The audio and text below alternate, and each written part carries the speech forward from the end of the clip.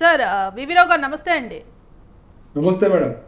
Yes V V Rao గారు, ఇవాళ తెలంగాణలో బీసీ రిజర్వేషన్లపై అనేక చర్చలు జరుగుతున్నాయి. ఇప్పటికే కాంగ్రెస్ అటు ఢిల్లీలో నిన్న ధర్నా నిర్వహించింది. ఒకవేళ బీసీ రిజర్వేషన్ అమలు కాకపోతే, దీన్ని రాష్ట్రపతి ఆమోదించకపోతే మరి ఎన్నికల్లో బీజేపీ ఓటమి ఖాయమంటూ కూడా ఇప్పటికే కాంగ్రెస్ హెచ్చరించింది. మరి దీన్ని బీజేపీ అడ్డుకుంటుంది అంటూ కూడా మరోపక్క విమర్శలు అయితే వస్తున్నాయి. మరి దీన్ని ఏ విధంగా చూడొచ్చు అంటారు?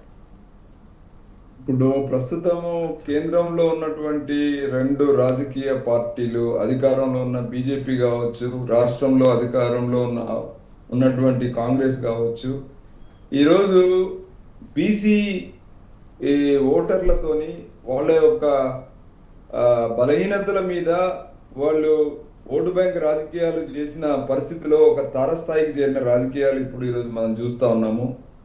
ఏదైతే ఇద్దరు రాజకీయ పార్టీలలో చిత్తశుద్ధి లేదని చెప్పుకోవడానికి బలమైనటువంటి కారణాలు మనం చూస్తా ఉన్నాం. ఈరోజు మనం 11th షెడ్యూల్ అంశం కావచ్చు, లేకపోతే 50% ఏదైతే లెవీ సుప్రీంకోర్టు విధించిన అంశం కావచ్చు, లేదా సాధ్యాసాధ్యాల విషయంలో చాలా చాలా చర్చలు మన మీడియా మిత్రులు చాలా భారీ స్థాయిలో చేయడం జరిగింది.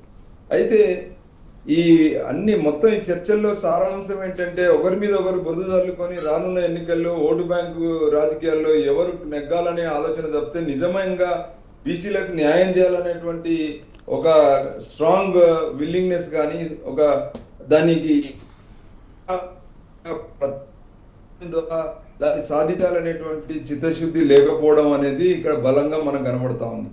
ఈ రోజు ఢిల్లీకి చేరినటువంటి కాంగ్రెస్ పార్టీ కావచ్చు, అక్కడ ఢిల్లీలో కూర్చున్నటువంటి బీజేపీ అధికార ప్రతినిధులు కావచ్చు, కేంద్ర మంత్రులు కావచ్చు, మన ముఖ్యమంత్రి కావచ్చు, ఇదంతా కూడా ఏదో ఇప్పుడు ఢిల్లీకి పోగానే అయిపోద్ది, మేము ప్రెజర్ పెడుతున్నాము, మమ్మల్ని నమ్మండి అని మీరు చెప్పడం, బీజేపీ వాళ్ళు మమ్మల్ని నమ్మండి అని మీరు చెప్పడం, ఇదంతా కూడా రాజకీయాల పార్టీల దివాలా కోరుతనానికి ఒక పరాకాష్ట అని చెప్పుకోవచ్చు.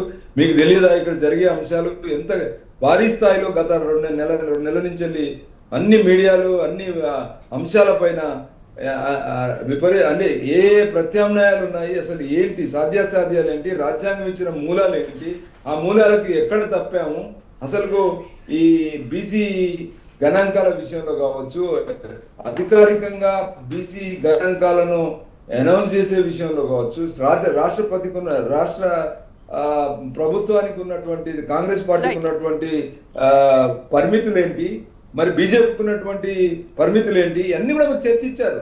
అయినా కూడా ఒకరి మీద ఒకరు బురద తల్లుకొని మేం గొప్ప అని చెప్పుకునేటువంటి ఒక దుర్మార్గం వైఖరికి ఇవాళ తరస్థాయికి చేరిందని చెప్పుకోవచ్చు.